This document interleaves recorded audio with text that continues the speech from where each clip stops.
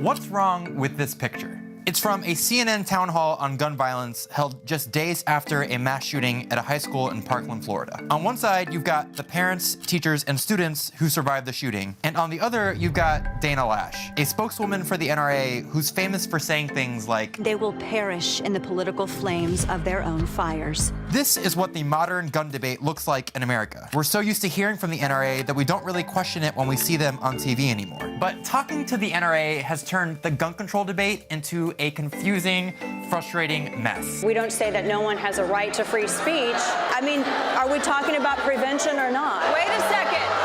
And that's exactly what gun companies were hoping for. Anything can be qualified as an assault weapon. If you stab someone with a spoon, it can be qualified as an assault weapon. If you go to the NRA's website right now, you'll see the group describing itself as America's longest-standing civil rights organization. We're the largest and oldest civil rights organization in America. The NRA really wants you to think of it that way, because it frames the organization as essentially a public interest group, alongside groups like the ACLU and NAACP. That framing is the reason the NRA pops up in every debate about gun control. If you think of the NRA as a group that represents gun owners, you can't really debate gun policy without them. The problem is the way they go about this is a charade. It's a fraud. What they're really doing is representing the interests of the gun companies. This is Democratic Congressman Ted Deutsch. He represents Florida's 22nd congressional district, which is where the Parkland shooting took place. And he is tired of arguing with the NRA. This is an organization that receives millions of dollars every year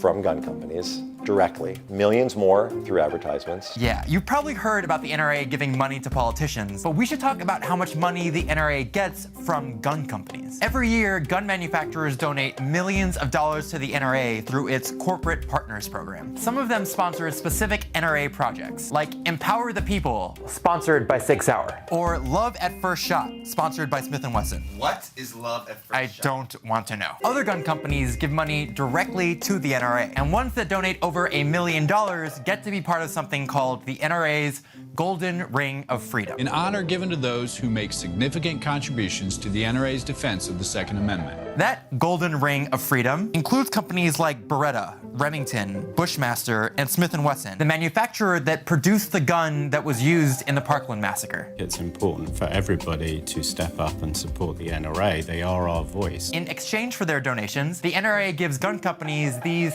tacky golden jackets. It's more of a dirty yellow. Yeah, that is not gold. The NRA doesn't disclose how much money it gets from these donations, but a report by the Violence Policy Center estimates the number was anywhere between 20 and 60 million from 2005 to 2013. The NRA makes millions more by selling ad space to gun companies in publications like American Rifleman. But maybe weirdest of all, some companies donate a portion of every gun sale directly to the NRA. Taurus buys an NRA membership for every customer who buys one of their guns. In 2015, Sturm Ruger launched a campaign donating $2 to the NRA for every gun they sold. Which explains why so much NRA programming looks like a gun ad. The AR-15 is one of the most effective tools available to protect yourself and your family. What the? All of this makes the NRA less of a public interest group and more of an industry lobbying group. And that's a big distinction. We're arguing about gun control with a group that makes money when people buy guns. They're a lobbying group. I don't know, frankly, that there's another lobbying organization that drives the debate on an issue the way that they do, and they're not doing it on behalf of anyone other than gun companies. So anytime the NRA debates gun control, their priority is protecting the product, to deflect attention away from gun sales. They blame violence on things like video games. Vicious, violent video games with names like Bulletstorm. While blocking the CDC from actually studying gun violence. Or they say we need to enforce existing gun laws. We have all kinds of gun laws on the books right now, John. We don't enforce any of them. While lobbying to gut the agencies that would actually enforce those laws. They blame states for not using the background check system. Do you know that it is not federally required for states to actually report people who are prohibited possessors? And then aggressively oppose background checks because, quote, background checks don't stop criminals from getting firearms. You know perfectly well the reason states aren't mandated to go through that system is because of a lawsuit the NRA filed. Or, most obvious of all, they argue the solution to gun violence is buying more guns. To stop a bad guy with a gun, it takes a good guy with a gun.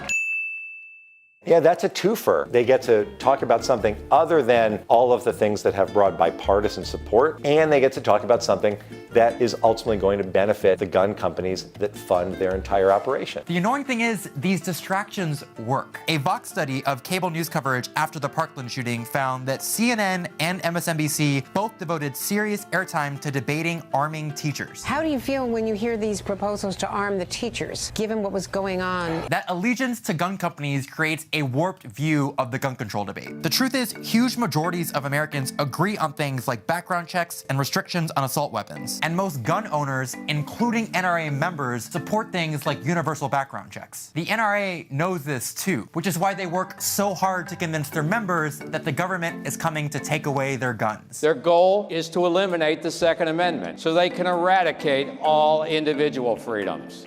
It is always this attempt to whip people into a frenzy. This is just the first step. We're the only thing that stands between you and tyranny. It's nonsense. It's a distraction. It's also a smart marketing strategy. If you convince people the government is coming for your guns, they'll buy more. Gun sales usually spike after mass shootings. Thankfully, not everyone is falling for it. They don't deserve to waste people's times with whataboutisms. They don't deserve to waste people's time by changing the way that the conversation's going. This is Ryan Deitch, a survivor of the Parkland shooting. He was visibly frustrated at the CNN town hall, and he says he started turning down invitations to debate NRA spokespeople like Dana Lash. We know what happened at the town hall, and we just did not want to give her that platform. Deitch isn't afraid of debating gun control. I love to face the opposition. I've been told I'm too nice. But he says talking to the NRA is different. They're never going to agree because the money flows one way. Like if Dana Loesch came out there today and then agreed with every single thing that we've been pushing, they'd get a new Dana. Please God, no, not a new Dana. We've seen this exact thing happen before with tobacco. In the 50s, tobacco companies formed the Tobacco Institute, a group that spent 40 years fighting against tobacco regulation. Most of the Tobacco Institute's work is with people who represent the public's interests. The group became one of Washington's most powerful, well-heeled, and effective political lobbies. And like the NRA, they did everything they could to protect the product. They blamed lung cancer on air pollution and food additives, tried to block government research on smoking. It's inappropriate for any agency of government to take steps to try to eliminate a legal product.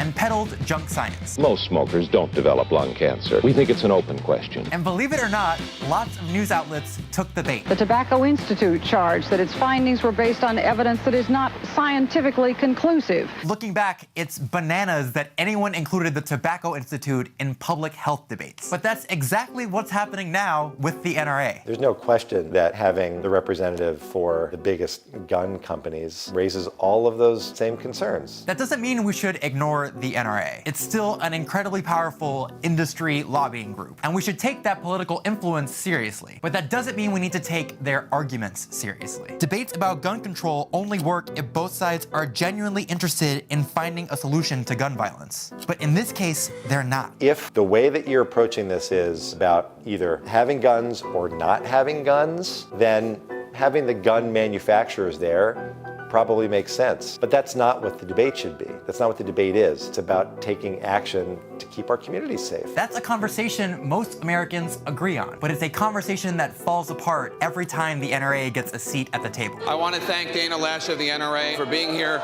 to listen to your questions.